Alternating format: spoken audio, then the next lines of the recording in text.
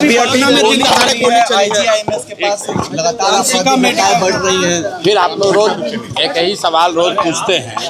मैंने एक ही बार कह दिया कि जब तक बिहार का नेतृत्व एक अपराधी प्रवृत्ति के व्यक्ति के पास रहेगा, जब सरकार का मुखिया ही अपराधी प्रवृत्ति का व्यक्ति है, सरकार का क्षेत्र ही अपराध का है, तो समाज में अपराध मुक्त समाज की कल्पना करना ही बेमानी है। बिहार में मैंने पहले कहा है, अपराध नहीं रुकने वाला है, यहाँ नौकरी रोजगार नहीं होने वाली है, भ्रष्टाचार नहीं कम होने वाला है, पलायन नहीं बंद होने वाला है, क्योंकि लोगों ने उसके लिए वोट नहीं दिया है। लोगों ने वोट दिया जाति के नाम पे, धर्म के नाम पर, भाजपा लालू के नाम पर।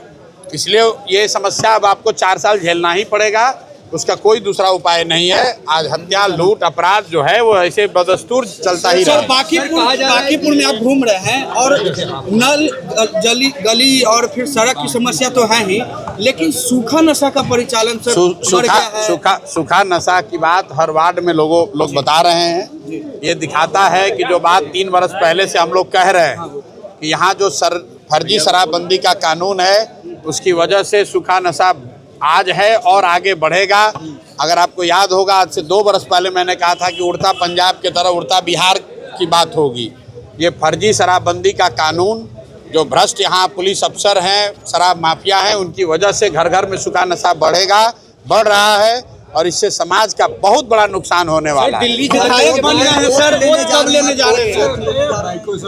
अब तो विधायक मान लीजिए, तो एक वैधानिक जिम्मेवारी है, उसके तहत 17 तारीख को प्रक्रिया पूरी कर। एआई क्वांटम में 1 लाख करोड़ का जो बजट था, उसमें भी घोटाला की आज खबर आ गई है। एआई क्वांटम बोल के एक फंड बनाया था एआई के लिए, नहीं जानते प्रधानमंत्री नहीं जानते। सर दिल्ली झारखंड के बारे हमें पता नहीं। राहुल गांधी को कह रहे हैं कि अपना जात और धर्म बताइए, जातीय जात से है। देखिए, मैं एक चीज आपको बता दूं, बहुत दिनों से गिरिराज सिंह की बात हम सुन रहे हैं और आपके माध्यम से उनको बता दे रहे हैं कि अनाप शनाप बकवास करना बंद कीजिए, नहीं तो जैसे दूसरे भाजपा के नेताओं की जन्म कुंडली खोली गई, वैसे आपके बारे में भी बोला जाएगा, फिर कहीं का मुंह दिखाने लायक नहीं रहिएगा। बेगूसराय में कुशवाहा समाज के लोगों का वोट लेने के चक्कर में आजकल सम्राट चौधरी के पक्ष में बोलने का कोशिश कर रहे हैं भाई साहब, और इस तरह की गंदी राजनीति को समाज समझता है।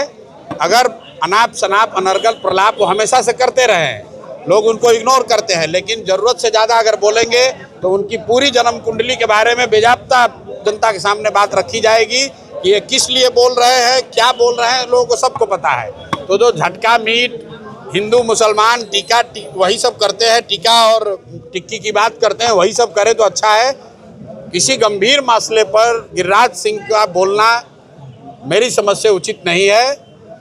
उसी बेगूसराय की लड़की को होटल से यहाँ ज़बरदस्ती खींच लिया गया तो गिरिराज सिंह का मुंह नहीं खुला।